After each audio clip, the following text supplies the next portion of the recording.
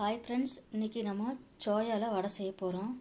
நல்லா ஊற வச்சுருக்கேன். ஊற வச்சு இந்த மாதிரி நல்லா தண்ணி நல்லா வடிஞ்சு எடுத்துக்கணும். இப்போ இது மிக்ஸி ஜாரில் பொறுன்னு நம்ம அரைச்சி எடுத்துடலாம். இப்போ நம்ம நல்லா பொறுன்னு அரைச்சி எடுத்துட்டோம். இதில் வந்து பெரிய வெங்காயம் நல்லா பொடியாக அறுத்து போட்டுக்கோங்க.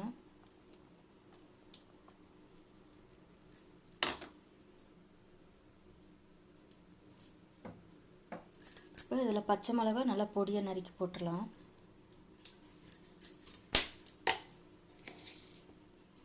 சோம்பு,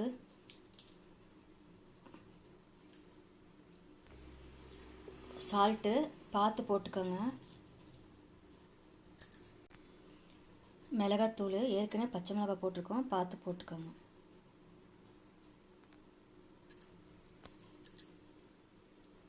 இதில் 2 ஸ்பூன் கடலை மாவு,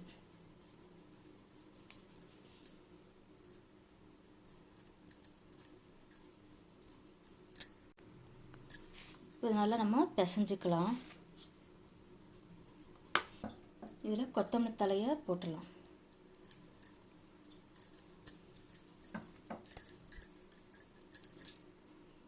இது நல்லா பிசைஞ்சு எடுத்துக்கலாம்.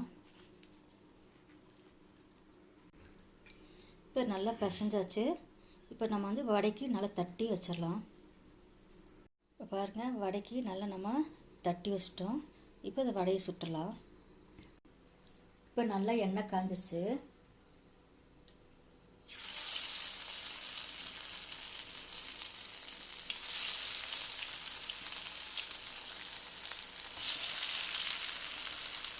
பார்த்து கவனமாக போடுங்க.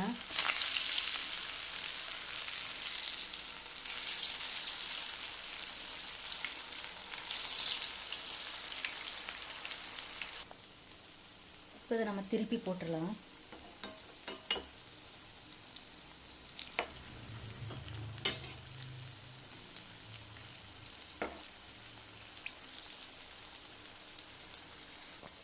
ஒரு ஈஸியான சோயா வடை